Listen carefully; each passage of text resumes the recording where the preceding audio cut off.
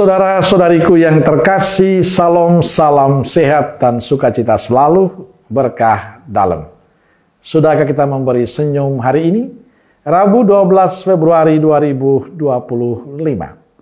Kita awali permenungan kita dengan tanda kemenangan Kristus dalam nama Bapa dan Putra dan Roh Kudus. Amin. Permenungan kita diambil dari Injil Markus bab 7 ayat 14 sampai 23.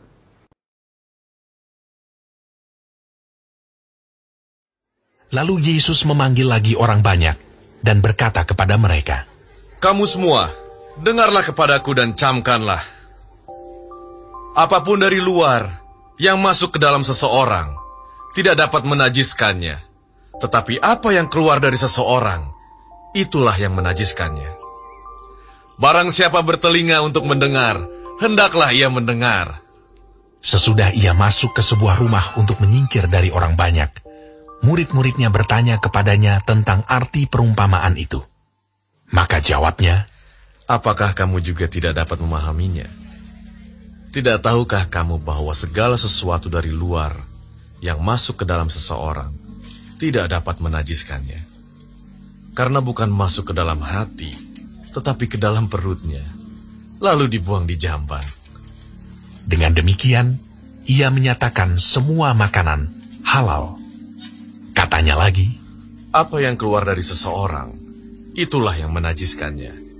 Sebab dari dalam, dari hati orang, timbul segala pikiran jahat, percabulan, pencurian, pembunuhan, perzinahan, keserakahan, kejahatan, kelicikan, hawa nafsu, iri hati, hujat, kesombongan, kebebalan.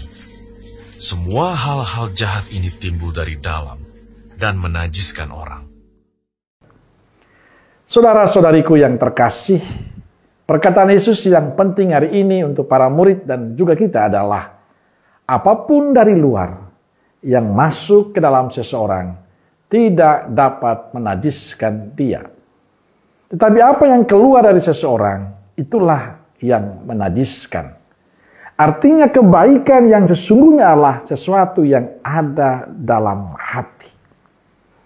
Hati merupakan kunci dari segalanya. Hati menjadi bagian terpenting bagi kehidupan kita manusia. Tapi seringkali kita juga dari hati muncul dendam, iri hati, dengki, cemburu, fitnah. Hari ini Tuhan Yesus mengingatkan kita untuk tidak berhenti pada sebuah prinsip yang dangkal tentang najis tidaknya sebuah makanan yang masuk ke mulut kita.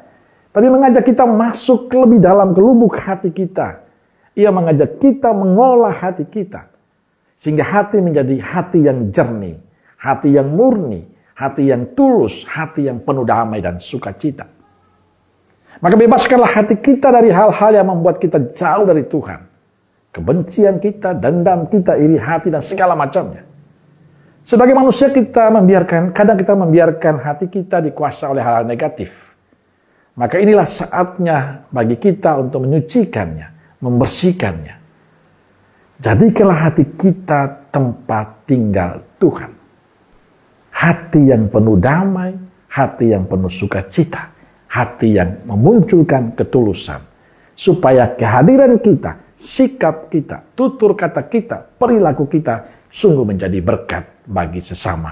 Maka jangan mengotori hati kita dengan hal-hal yang membuat kita semakin jauh dari Tuhan. Amin. Semoga Allah yang Maha Kasih memberkati saudaraku sekalian, Bapa, Putra, dan Roh Kudus. Amin. Roh Kudus Nazaret, doakanlah kami. Amin. Berkah dalam.